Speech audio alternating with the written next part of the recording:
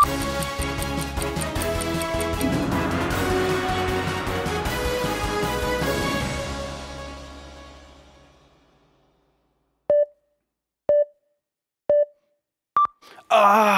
Je crois que je suis malade. Ah!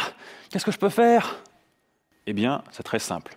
Quand ça m'arrive, je vais voir le médecin et il me prescrit oui, des antibiotiques. Mais vous souvenez-vous du slogan «Les antibiotiques, c'est pas automatique»?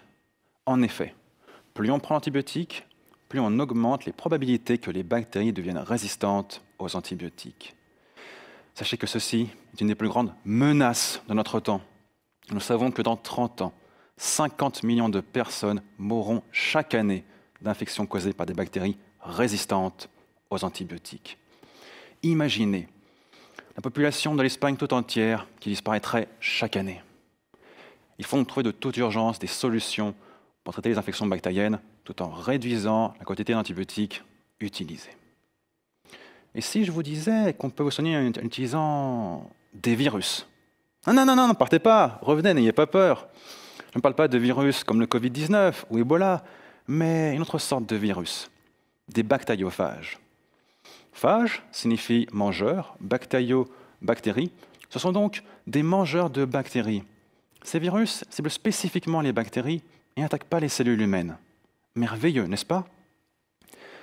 J'ai passé ma thèse à étudier si nous pouvions utiliser ces phages seuls ou en combinaison avec des antibiotiques pour traiter une maladie des valves du cœur appelée endocardite. Et la bactérie causant cette maladie est appelée Staphylococcus aureus. Dans un premier temps, je suis parti à la recherche de ces virus tueurs de bactéries. Je les ai isolés, puis testés contre 300 bactéries différentes pour n'utiliser que les meilleures.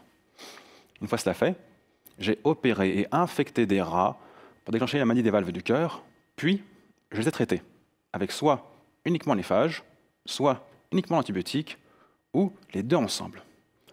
Et voici ce que j'ai observé.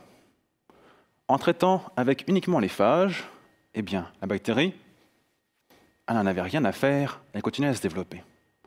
En traitant avec une dose d'antibiotique trop petite, trop faible pour avoir un effet, bien évidemment, la bactérie n'était pas dérangée non plus.